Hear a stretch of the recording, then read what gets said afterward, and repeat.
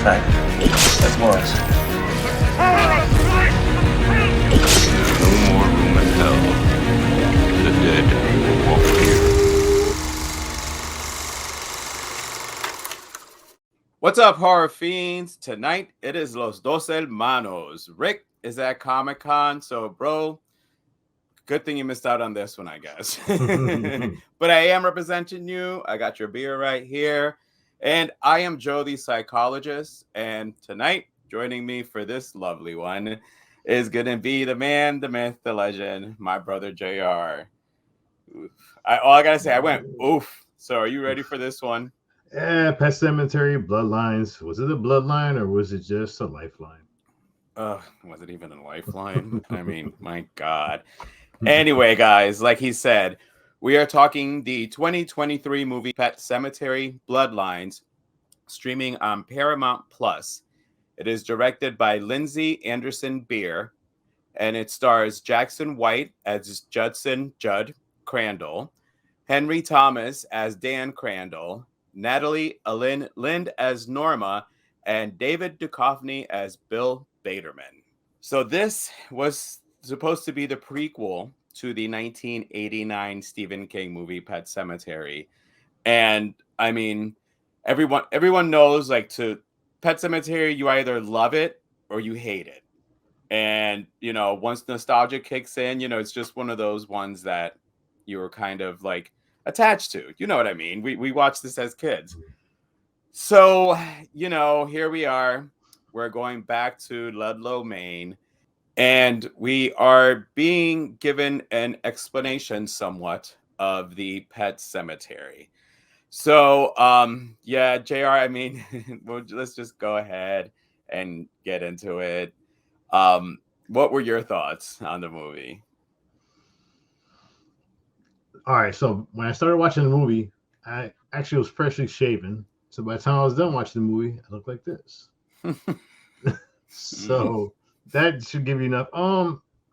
It was very, very slow. And you know, I went in with no expectations, didn't watch the trailer. You know, I didn't know what I was getting into. And potential was there.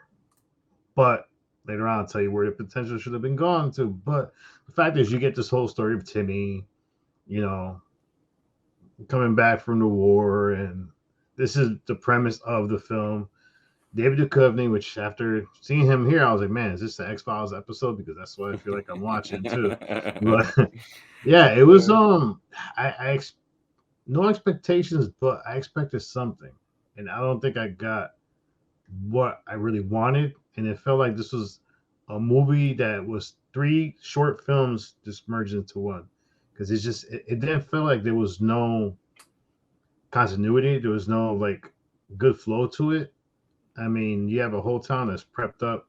Well, the original ones, the ancestors who know what's coming, but I guess they didn't know what's coming at the end because, I mean, what the hell? But yeah, I mean, I expected a little bit more better, and I just, to say disappointed, that's just plain nice.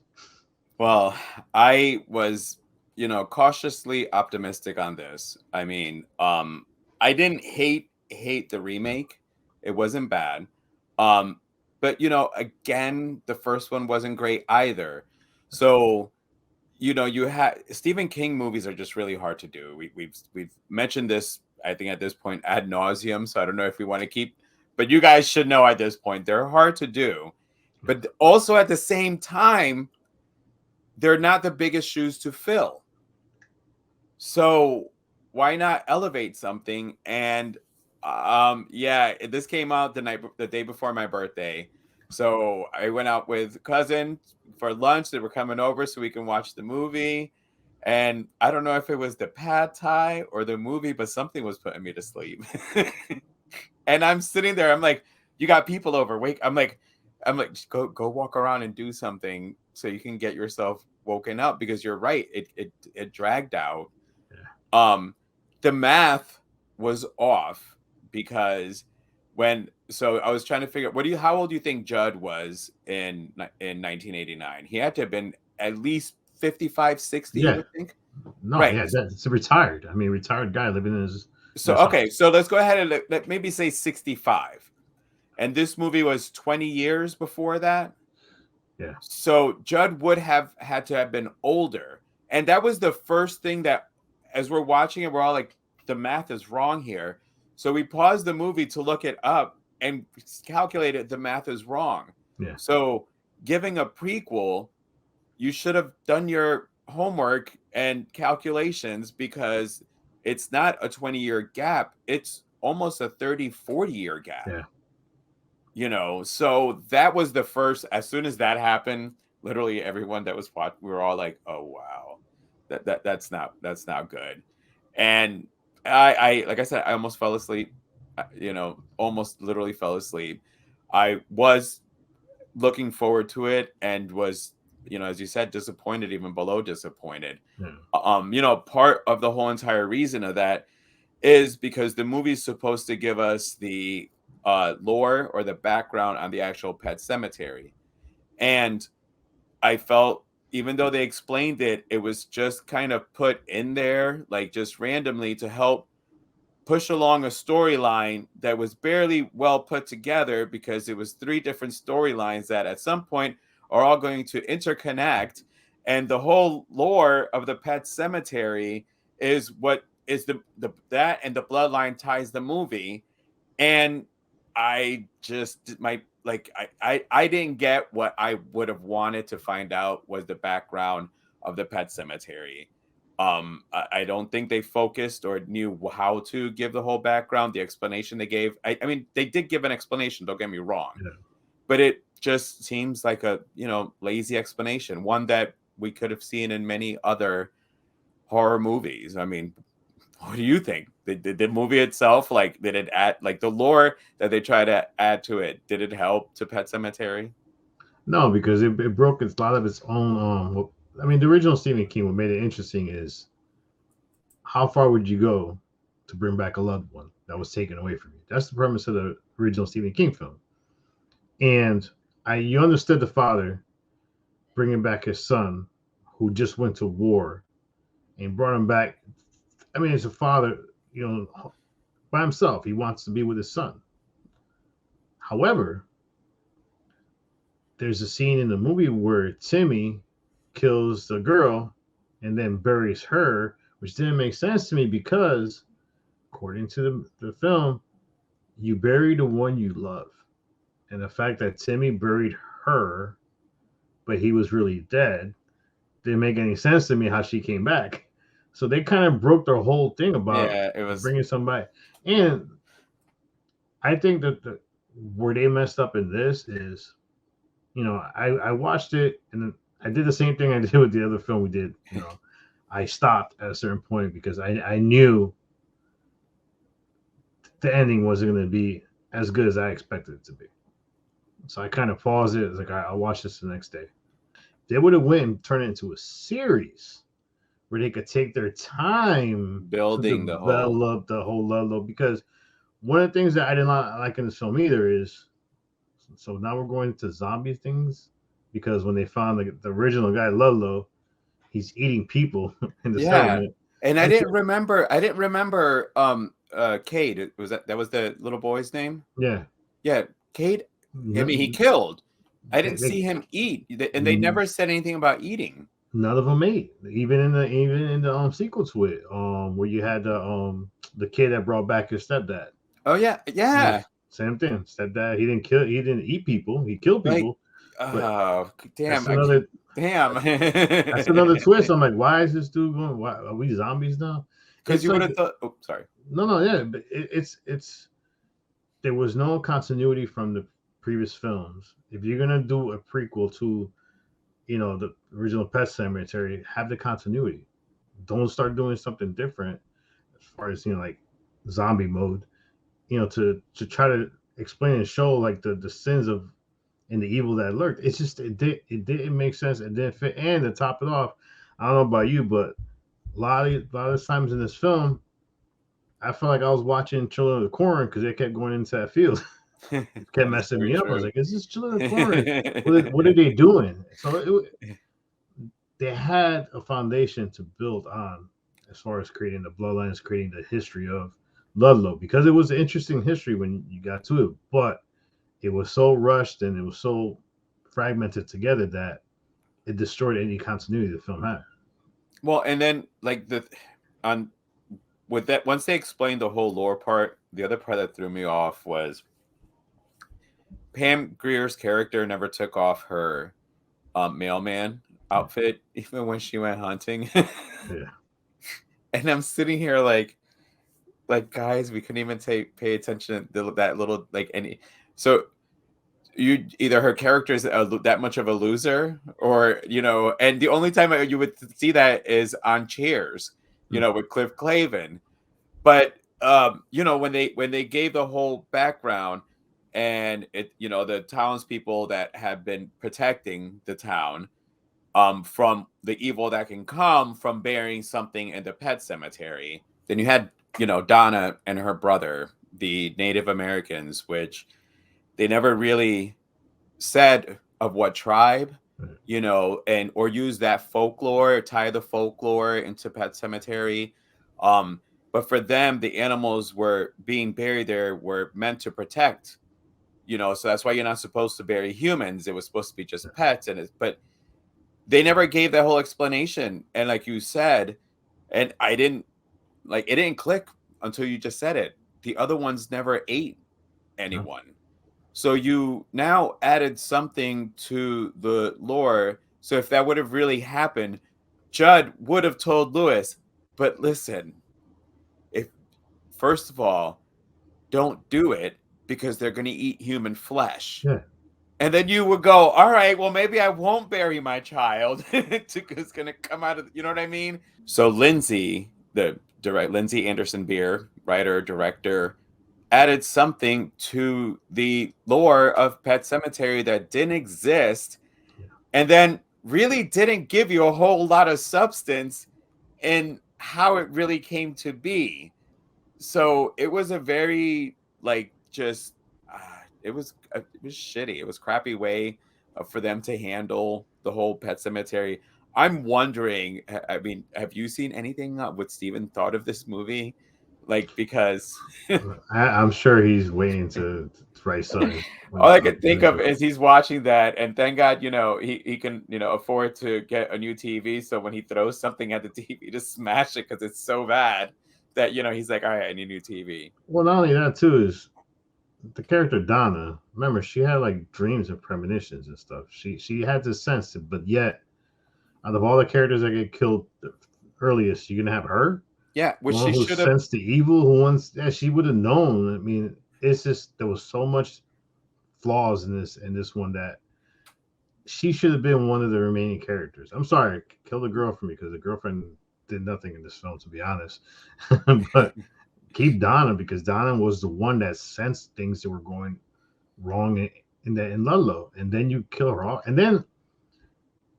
Sorry, this is gonna be a tangent because No, go this ahead. needs to be said, but when you have movies like this, I don't understand why you're doing off-screen kills.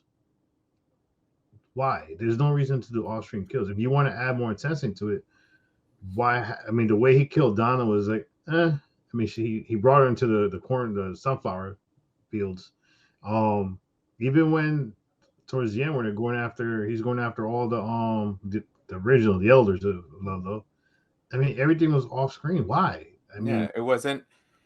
It might have been for the rating. What was it? What is this, PG-13? To find out that this shit was rated R, and the most gruesome thing you're gonna show us is her arm getting bit. Like, yeah. oh yeah. I mean, so listen, we've just covered Christine.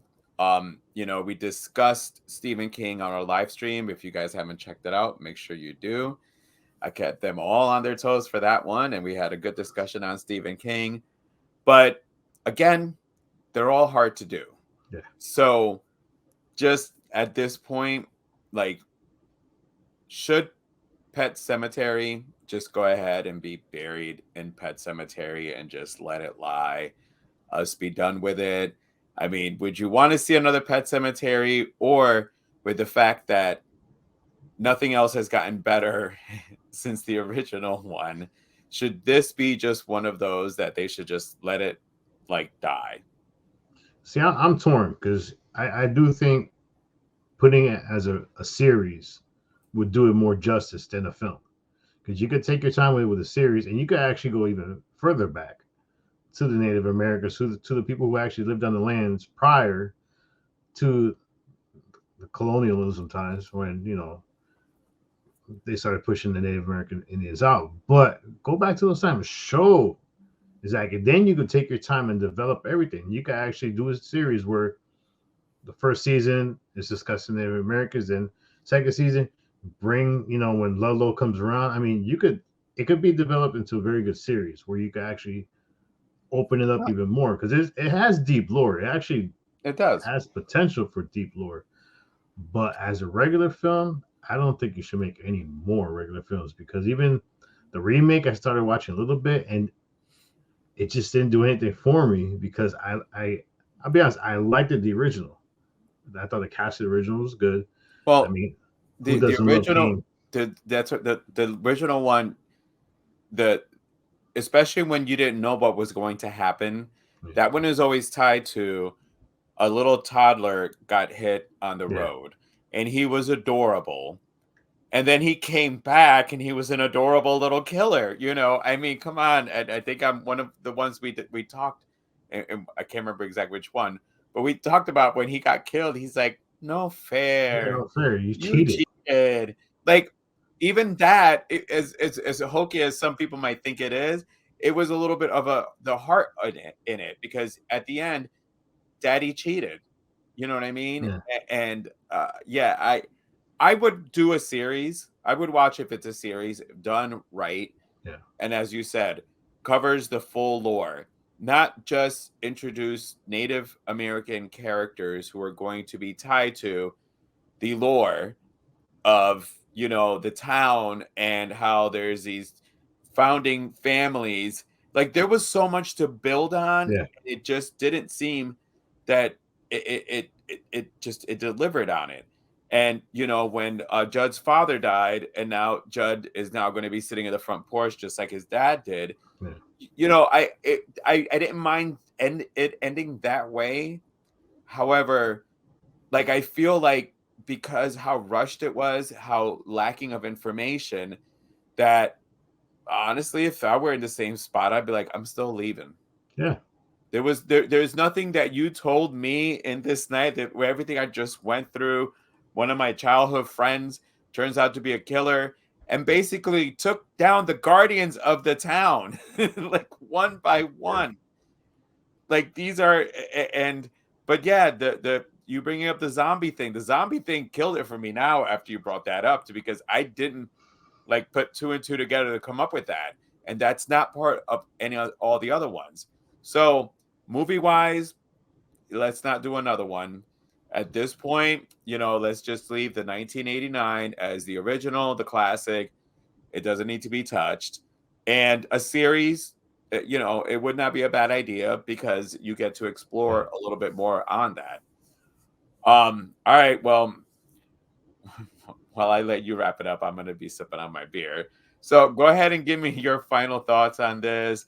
I've been dying for your rating because again, and I posted this. I literally the word that I used was oof. Because that was like, oh God, JR is going to go, what the fuck? And so give us your closing thoughts, your rate. I'll sip on my beer. All right. So for me, you wasted possibly a very good cast. When you have an actor like David Duchovny and you basically have him in the background, that's mistake number one. He should never been in the background. The story of him and Timmy would have been more interesting if it was told as the forefront of everything. Because it was pushed back a little bit, it just made it more less interesting. And then to top it off, I go back to the same things. Why did Timmy bury Donna when basically he is technically dead and he can't? The dead can't bury the dead, and that's another thing they didn't do in the original. Oh. I mean, there was so much things that went against the original that every time something happened, I started questioning what the hell were they thinking about when they wrote this. Same. There's another scene where it didn't make sense to me because all of a sudden now you're adding another supernatural element where you have somebody could teleport. Because when Donna was chasing the girlfriend in the hospital, she was going up the stairs and she ended up. It's just Being I in was like, how the hell is it? First of all, you're supposed to be walking slow and stuff because you're, and that's another thing too is when Timmy came back, how how long did it really take him to fully go evil? Because in the original, the minute you come back, you already start being evil from Yep. the get go. Yep. So now you have Timmy taking forever to be evil. I mean, they're actually visiting him like nothing, and he's having a conversation, which they didn't really have that too much in the other one. Because Cage, he talked, but it was kind of, I mean, his lines were the best ones, but it's just there was so much issues with this. Because even another thing I went back to is remember in the original, Judd goes back and talks about another case where they brought somebody back. So how many times did Judd fail as one of the The new Guardians leaders? now. Yeah. So it's man, this one was so tough because I wanted to like it, and I would say the only movie that so far has done worse than this one is Firestarter. Oh. So only because I had a potential. I'll give it a 2 out of 5. I wanted to go lower, but I'm playing nice because I do think the potential is there for a series. They were smart, bank on the series over the film, but yeah, 2 out of 5 for me. All right. Well, for me, I again a lot. I agree with a lot of what you said. You know, the Timmy character messed up everything because he was having full on conversations. He it like he was a zombie with full like cognitive everything available to him, and it did like it just didn't tie. I sat there and I felt bad because when our when they came over, we had planned this, and I'm like, and everybody's like, "Oh, it's Pet Cemetery." I'm like, "All right, it's my birthday. Come on over." And I'm like, "Damn, I just hosted the worst birthday fucking movie for people." Like, like you almost fell asleep on this. Um, so much potential in there. Like I said, the timeline was already fucked up with Judd being at least 40, 50 years younger than himself on there. The townspeople, or not towns, but the ones that were the guardians, you know, Baderman, which is why Duchovny making the decision when their family has been guardians of the cemetery and making sure that this doesn't happen. I kind of feel that. I mean, I get it; it's your child, but then you also know what could happen. And there, first he went, "I'm protecting my son," to all of a sudden handing people weapons to capture his son. Like he didn't sit there and fight all the way to the if you made your decision to bury your son because you wanted him, then you would now at this point be fighting to save your son and leave yourself in your decision to leave with a zombie homicidal son. But instead it turned around and he joined in on the fight. The turnaround threw me off also because it wasn't as if they all went to him, listen, try to explain some sense. Just all of a sudden, he's like, click, okay, my son is bad. Yeah. We're gonna have to do this now. So it was, if you guys can't tell, even for the both of us, I think if Rick was here, it would be the three of us, honestly. This was a huge disappointment. We did discuss like maybe switching it up and doing another movie, but you know what? It's okay for us to come on and actually deliver because it's been a bit before we all would have just basically buried a movie. And I told when you asked me, I'm like, nope, no, we're gonna discuss this because it messed up. It Yeah. messed up.